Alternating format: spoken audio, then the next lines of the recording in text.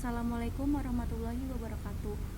Saya akan membawakan hasil analisa dari kelompok kami yang berjudul Analisa Sistem Penggajian pada PT Pungkok Indonesia One.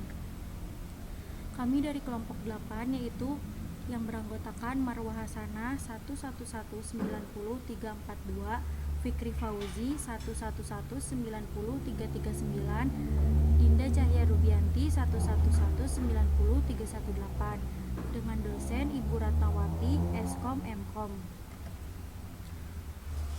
Ruang lingkup penyajian dan analisa yang dilakukan berdasarkan data yang ada pada hasil penelitian pada perusahaan yang kami riset maupun pihak yang terkait dalam masalah ini. Penulis akan membatasi ruang lingkup penelitian pada masalah sistem penggajian dan profil perusahaan. Ruang lingkup meliputi: yang pertama ada sejarah PT Pungkok One Indonesia, yang kedua struktur organisasi PT Pungkok One Indonesia, yang ketiga prosedur sistem berjalan PT Pungkok One Indonesia, yang keempat sistem penggajian karyawan, yang kelima jam kerja karyawan, yang keenam use case diagram, yang ketujuh activity diagram, yang kedelapan spesifikasi komputer, yang kesembilan kamus data, dan yang terakhir spesifikasi dokumen masukan dan keluaran. Sejarah perusahaan. PT Pungkok Indonesia Grobogan didirikan sejak tahun 2016 dan diresmikan pada bulan Desember 2016. PT Pungkok Indonesia sudah memiliki beberapa cabang perusahaan yang sudah tersebar di seluruh dunia, yaitu 9 di Vietnam, 1 di Myanmar, dan 2 di Indonesia. PT ini memproduksi produksi tas branded seperti Adidas, Reebok, Spindo, Under, TNF, dan MK. Untuk harga jual yang dimiliki masing-masing tas berbeda-beda dan nilai jualnya pun berbeda. Untuk tas termahal yaitu tas yang bermerek MK, harga jualnya berkisaran 10 juta ke atas. Tas yang harga jualnya tinggi diraih oleh tas MK, dan tas Adidas merupakan tas yang nilai jumlah produksinya banyak. Untuk semua barang yang reject itu wajib dimusnahkan. Perusahaan ini berada di Jalan Tanjung Rejo, Wirosari, area Sawah, Tanjung Rejo, Grobogan, Kabupaten Grobogan, Jawa Tengah 58192. Perusahaan yang bergerak di bidang penjualan ini mengolah barang sampai barang jadi, kemudian dikirim ke buyer atau pembeli. Untuk penjualannya hanya ke luar negeri saja. Untuk melakukan proses produksi diperlukan tempat, maka dari itu perusahaan membangun gedung untuk menjalankan proses produksi, yakni 2 gedung untuk menjalankan proses produksi tas kulit dan 2 gedung untuk menjalankan proses produksi tas olahraga. Pada perusahaan ini memberikan tunjangan pada karyawannya seperti BPJS Kesehatan, BPJS JHT, dan BPJS Kesehatan. Memiliki sistem penggajian yang sudah terkomputerisasi dan setiap karyawan memiliki ID number atau NIK sendiri, dan ID tersebut yang akan terhubung dengan sidik jari yang nantinya akan menjadi perhitungan absensi.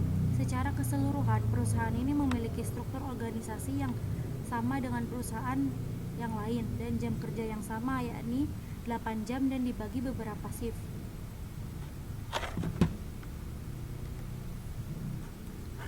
Struktur organisasinya yaitu ada presiden, vice presiden, direktur. Direktur terbagi menjadi, yang pertama ada admin. Admin dibagi lagi menjadi 5. Yang pertama ada HR atau GA, bertugas untuk mengelola dan pengembangan SDM, pengadaan barang serta fasilitas operasional perusahaan, memeriksa hasil dari akunting dan mengesahkannya. Lalu ada Eksim, melaksanakan kegiatan yang berhubungan ekspor import yang bertanggung jawab atas segala urusan tersebut. Lalu ada akunting, melaksanakan segala kegiatan dalam penggunaan keuangan secara teratur dan menyelesaikan masalah perbankan, karyawan yang sakit, lembur, in atau out, asuransi BPJS, dan perpajakan. Lalu ada IT, bertugas untuk mengolah data perusahaan, menyimpan data, mengembangkan aplikasi, strategi baru, meningkatkan produktivitas, dan meningkatkan relationship dengan pelanggan. Yang terakhir ada SEA atau komplain, bertugas untuk memberikan hak asasi manusia kepada seluruh karyawan. Bila mana ada komplain kena SPCA adalah tugasnya. Lalu ada production terbagi menjadi gedung A sampai D. Setiap building memiliki manajer, chief, leader, dan operator. Setiap building memiliki 12 chief dan 66 leader.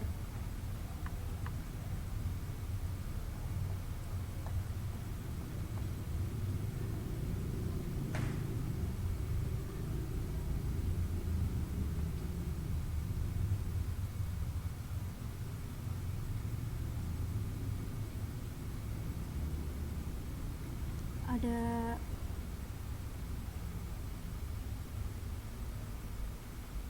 sales, memiliki fungsi untuk memilih dan melaksanakan buyer, supplier, order, rencana produksi, pembelian bahan, pengiriman barang jadi. Lalu ada planning, menentukan arah tujuan perusahaan dan target bisnis, menyusun strategi untuk mencapai tujuan yang dikehendaki, menentukan apa saja sumber daya yang dibutuhkan untuk menjalankan strategi tersebut. Lalu ada WH atau warehouse, untuk menyimpan produk dan menyediakan informasi terkait status serta kondisi material dan persediaan yang disimpan di gudang. Yang terakhir ada finished good warehouse, untuk menyimpan barang yang sudah jadi.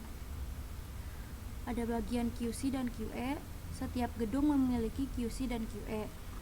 Tugas QC atau QE untuk mengontrol dan memiliki memeriksa barang mentah dan barang jadi, baik bentuk dan desainnya, memberi arahan kepada supplier apabila terjadi kesalahan, menetapkan standar kualitas. Ada QC printing, mengontrol dan memeriksa hasil printing dari produk tersebut. Lalu ada laboratori, mengecek produk di laboratorium apakah barang tersebut mengandung racun dan berbahaya atau tidaknya. Yang terakhir ada ME, yaitu suatu departemen atau bagian yang bertugas untuk memastikan agar perusahaan dapat bekerja seefisien mungkin dengan cara menerapkan disiplin ilmu yang dimiliki oleh departemen ini.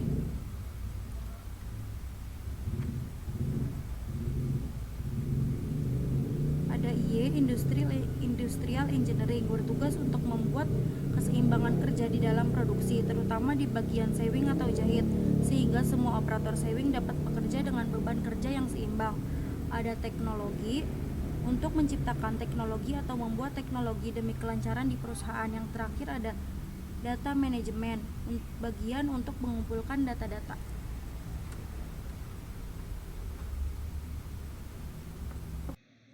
Bismillahirrahmanirrahim. Assalamualaikum warahmatullahi wabarakatuh. Perkenalkan, nama saya Fikri Fauzi. Saya dari kelompok 8 ingin menjelaskan mengenai sistem berjalan pada PT Pungkok Indonesia One. Pada PT Pungkok Indonesia One ini, mereka melakukan proses penggajian melalui 3 sistem, yaitu sistem bulanan, sistem harian, dan sistem lembur.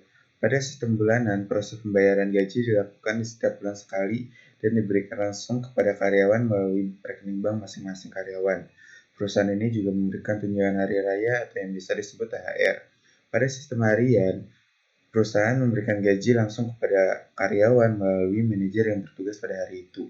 Sistem lembur sendiri diberikan kepada karyawan yang ditugaskan oleh manajemen untuk bertugas pada hari libur atau weekend, dan pembayaran lembur ini diterima bersama hari gaji, kecuali staf yang lembur akan dibayarkan langsung pada hari itu juga.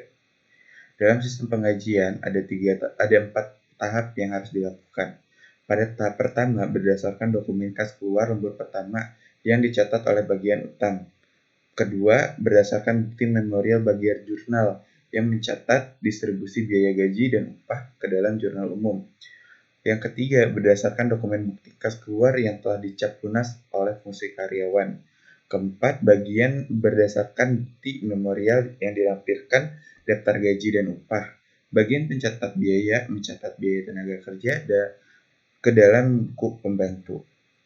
Proses bisnis sistem yang berjalan bertujuan untuk mengetahui lebih jelas bagaimana kerja suatu sistem dengan mengetahui masalah yang dihadapi sistem. Adapun analisis prosedur sistem berjalan pada PT Pungkok Indonesia One adalah sebagai berikut. Pertama, proses pendataan karyawan. Kedua, proses pencatatan waktu hadir. Ketiga, proses pembuatan daftar gaji dan upah. Keempat, proses pembayaran gaji dan upah. Dan terakhir ada laporan gaji. Di sini saya akan menjelaskan melalui activity diagram Untuk proses pendataan karyawan, yang bertugas adalah HRD dan bagian keuangan. Untuk HRD melakukan pengumpulan data setiap karyawan dan kemudian akan dimasukkan ke dalam mes HRM yang merupakan perangkat lunak yang digunakan pada PT Pungkup Indonesia One ini. Kemudian sistem mes HRM ini akan masuk ke dalam bagian accounting. Yang kedua ada proses pencatatan waktu karyawan. Pada proses ini yang bertugas adalah admin dan HRD. Karyawan akan melakukan fingerprint untuk setiap masuk dan pulang kerja. Lalu fingerprint ini akan masuk ke data yang sudah terjaring dengan sistem mes HRM tadi. Kemudian HRD akan merekap data absen yang masuk, yang kemudian masuk kembali ke bagian accounting. Proses pembayaran gaji karyawan yang ini berlaku adalah accounting dan karyawan. Untuk accounting bertugas merekap absensi dari mes HRM, berapa hari kerja masuk karyawan tersebut, lalu akan membuat rincian gaji. Rincian gaji ini berupa tunjangan hari kerja karyawan dan lembur. Kemudian akan membuat slip gaji. Slip gaji ini berfungsi untuk mengetahui berapa gaji yang akan diterima oleh karyawan, yang kemudian karyawan akan menerima gaji melalui rekening bank masing-masing karyawan pada tanggal 10. Ya. Di sini saya juga akan menjelaskan tentang use case diagram. Use case diagram ini, aktor yang bekerja adalah admin, accounting, HR atau GA, dan direktur. Admin itu menginput data seluruh karyawan. Untuk accounting, memasukkan data karyawan, menghitung jam kerja, dan pembayaran lembur. HRGA akan mengakses semua data yang dibuat oleh accounting. Direktur melihat atau memantau apa aja yang sedang terjadi oleh sistem HRM. Di sini bisa dilihat untuk admin dapat login, masuk ke dalam manager profile, terus masuk ke dalam manager payroll, kemudian manage data user, jam kerja, dan tunjangan overtime. Accounting akan login, kemudian masuk ke dalam manager payroll, kemudian masuk ke dalam validasi payroll dan rekap gaji. Di sini juga ada HRGA. HRGA akan login, kemudian masuk ke dalam manager profil, dan akan memanage data user, jam kerja, tunjangan, dan overtime. Untuk direktur dapat login dan masuk ke dalam manager profile. Kesemuanya dapat melakukan logout. Ya, di sini ada penjelasan juga mengenai HRM-nya ya. Login, manager profile, manager payroll, validasi payroll, manage data jam kerja, tunjangan overtime, dan rekap gaji. Ya. Sekian penjelasan dari saya. Mohon maaf jika ada kekurangan. Terima kasih. Wassalamualaikum warahmatullahi wabarakatuh. Warahmatullahi wabarakatuh. Perkenalkan, nama saya Marwasana dengan NIM 1190342. Di sini saya akan melanjutkan presentasi dari teman saya. Untuk spesifikasi sistem berjalan, yaitu pertama dokumen masukan, nama, NIK karyawan atau ID karyawan. Fungsinya bukti absensi masuk ke sistem. Tujuan untuk mengetahui kehadiran karyawan. Media fingerprint. Dokumen keluarannya yaitu slip gaji karyawan. Fungsi bukti karyawan hadir. Tujuannya untuk mengetahui berapa gaji yang diterima oleh karyawan. Medianya itu berupa email. Ada juga yang berupa kertas selembaran. Frekuensinya 1 bulan. Untuk spesifikasi sistem komputer umum, sistem informasi terdiri dari komponen-komponen yang saling bekerja sama satu dengan yang lainnya, membentuk suatu kesatuan untuk mencapai suatu tujuan. Komponen-komponen tersebut adalah komponen yang harus ada untuk pada suatu sistem informasi, yaitu komponen input, komponen output, komponen basis data, komponen model, komponen teknologi, dan komponen kontrol. Menurut Tata Sutabri 2002-47, sistem informasi terdiri dari komponen-komponen yang disebut blok bangun, building block, yang terdiri dari blok masukan, blok model, blok keluaran, blok teknologi, blok basis data, dan blok kendali.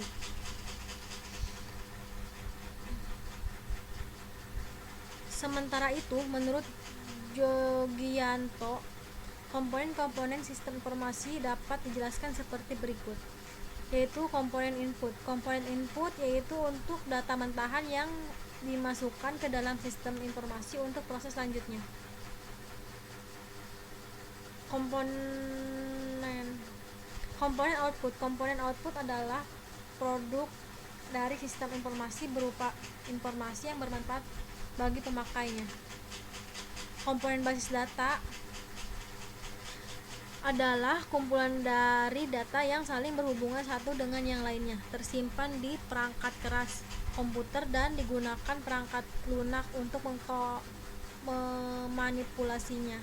Base data diakses dan dimanipulasi oleh perangkat lunak yang disebut DBMS, Database Management System. Komponen model. Komponen model adalah model-model yang digunakan pada sistem informasi dalam memproses data menjadi informasi. Model yang digunakan dapat berupa model logika, yaitu sebagai proses perbandingan, dan model matematika sebagai proses penghitungan. Komponen teknologi. Komponen teknologi adalah media atau perangkat yang digunakan untuk mempercepat proses pengolahan data. Komponen teknologi terdiri dari perangkat keras, hardware, perangkat lunak, software, dan jaringan komputer networking. Komponen kontrol. Komponen kontrol adalah pengendalian dari sistem informasi dari hal-hal yang dapat merusak sistem informasi agar informasi yang dihasilkan tetap akurat. Perangkat lunak yang digunakan di perusahaan yang saya riset yaitu ada fingerprint. Pembahasan untuk fingerprint yaitu menurut Kamus Besar Bahasa Indonesia, sidik jari berarti penyelidikan jari untuk mengetahui dan membeda-bedakan orang dengan meneliti garis rekam ujung jari. Forward dan minta. Sedangkan fingerprint adalah alat yang digunakan untuk melakukan pemindaian sidik jari manusia. Perkembangan teknologi yang semakin canggih, penerapan fingerprint untuk mengidentifikasi manusia telah diterapkan pada mesin absensi. Metode penggunaan fingerprint berdasarkan hasil observasi langsung pada PT Bungkok Indonesia One.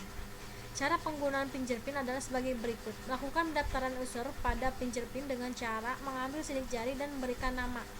Selanjutnya, user yang telah didaftarkan tersebut dapat diset sesuai dengan level akses, apakah sebagai user atau admin, dan juga ada staff atau karyawan.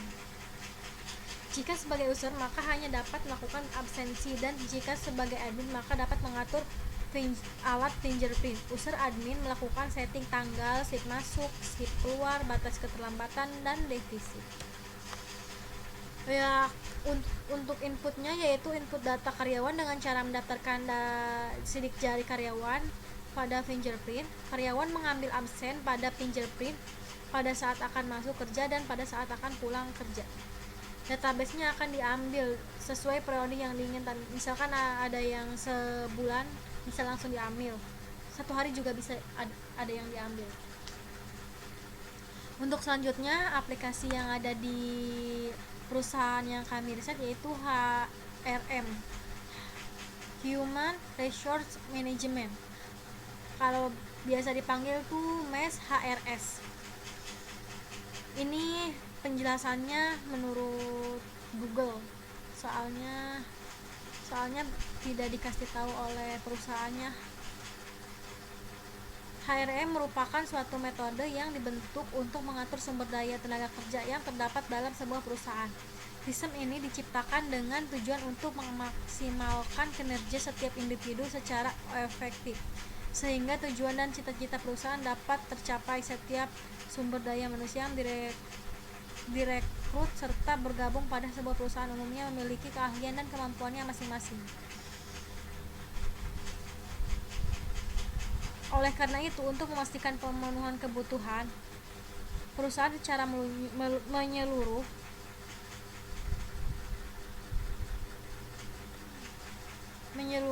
sederhana merupakan pemanfaatan keahlian karyawan sesuai dengan bidang yang dikuasai dan menempatkannya. Untuk fungsi dari HRM itu sangat penting mungkin dari perusahaan itu, yaitu fungsinya untuk kelebihannya, misalkan untuk membantu mencapai target atau cita-cita perusahaan, sehingga secara tidak langsung dapat membantu menambah pendapatan serta keuntungan perusahaan sepenuhnya, memudahkan mencari data, terus membantu mengarahkan sumber daya yang tepat pada posisi yang tepat, sehingga dapat memperoleh hasil yang jauh lebih maksimal daripada dikerjakan secara asal dan tanpa pengaturan, memperoleh pemanfaatan waktu dan pekerjaan yang lebih maksimal serta optimal, sehingga pekerja bisa dapat diselesaikan dengan baik tanpa harus memerlukan waktu lebih atau penambahan sumber daya, yaitu mempermudah pimpinan dalam mengarahkan personal untuk tugas yang sesuai serta mencapai tujuan masing-masing lebih maksimal. Untuk selanjutnya kami ada perangkat kerasnya. Untuk perangkat lunaknya hanya segitu, soalnya saya dikasih tahu sama perusahaannya seperti itu aja. Perangkat kerasnya di sini pasti lumayan banyak ya, soalnya kan di sini pabriknya pabrik gede. Jadi saya hanya memilih 3 perangkat keras saja, yaitu komputer. Untuk pengertian komputer sendiri adalah alat elektronik yang bekerja secara sistematis dan cermat untuk mengolah berbagai macam data, seperti data angka, suara, dan gambar. Komputer adalah suatu alat elektronik yang mampu melakukan beberapa tugas, yaitu menerima input, memproses input sesuai dengan instruksi yang diberikan, menyimpan perintah-perintah, dan mengolahnya, serta menyediakan output dalam bentuk informasi. Kalau komputer itu masuknya sangat berpengaruh oleh perusahaan, karena akan membuat sistem, mencari-cari data, dan apapun itu. Yang kedua yaitu mesin jahit. Mungkin banyak sekali mesin jahit yang ada di sana, soalnya perusahaan ini bergerak dalam bidang garment, pembuatan tas. Mesin jahit kan digunakan untuk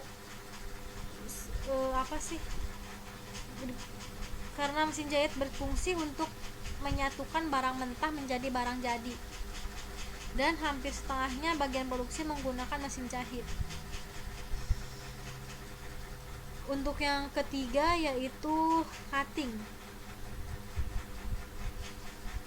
Mesin cutting ini juga sangat berperan penting, yaitu untuk memotong bahan-bahan yang akan dibuat tas.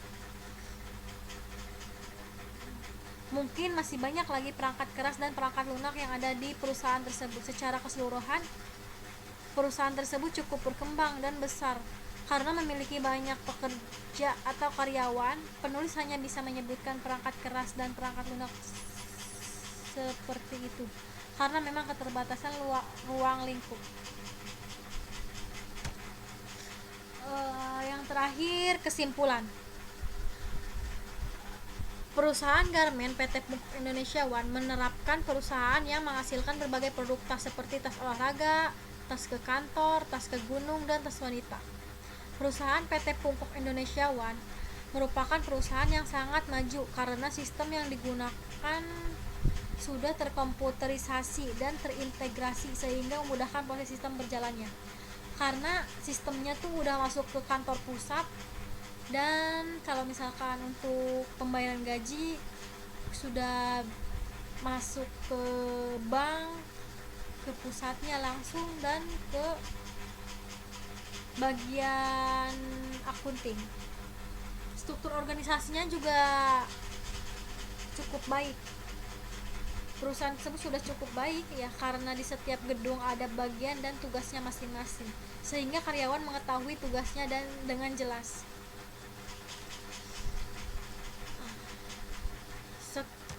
Sekian dari kelompok kami, atas kurang dan lebihnya mohon dimaafkan. Kalau misalkan ada yang tidak dimengerti bisa ditanyakan, kalau enggak di komen di bawah.